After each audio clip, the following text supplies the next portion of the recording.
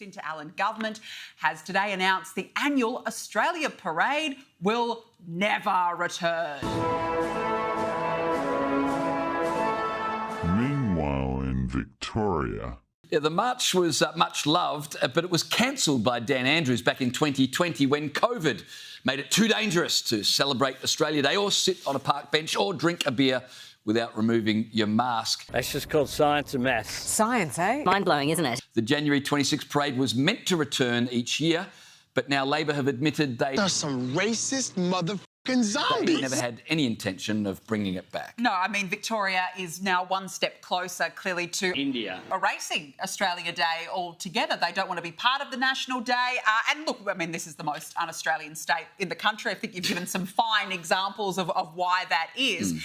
But this basically seeks to shame anyone in that state who actually loves this country, who is proud to be an Australian, who is proud of our values. I mean, and we can't be surprised.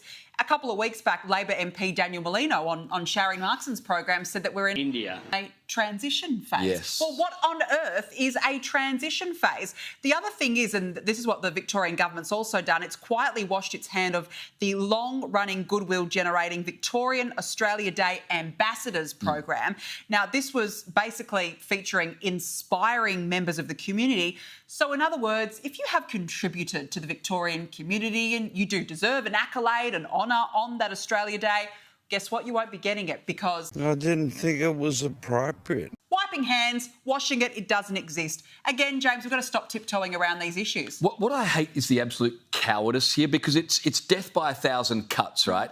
So Anthony Albanese, on the one hand, pretends to endorse Australia Day while telling local councils... The truth is that I am An Australian. That's un-Australian. You feel free to run your citizenship ceremonies anytime you like. Doesn't have to be Australia Day. Wink. That's my style. I hope you've noticed that. The Victorian government said from the Premier's office, we recognise January 26 means different things to different people. That's not leadership. You either have Australia Day and everyone participates, or you don't have Australia Day. I just wish the opponents would have the courage of their convictions to come out and say... There's nothing worse than being un-Australian. We don't believe in Australia Day. We think Australia is illegitimate and therefore... Immigrants are leaving Australia. ...don't want to celebrate it. But instead we've got...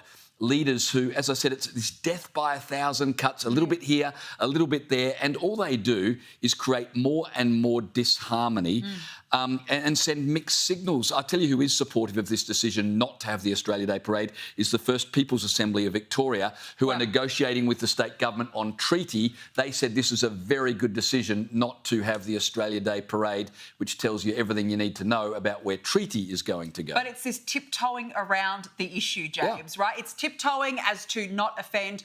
No, come out and be honest. If you don't want Australia Day, be upfront and tell us and be honest. My word is my bond. But you know what? I had my fingers crossed. There's so many of us out there who are proud Australians. I'm a proud Australian. I know you are a proud Australian, as are our viewers, and we should never feel ashamed of having that passion for our country. Yeah, and the referendum showed us that 60% or better of Australians are sick to death of this division. Yeah. We just want to be one, as the anthem was changed to say.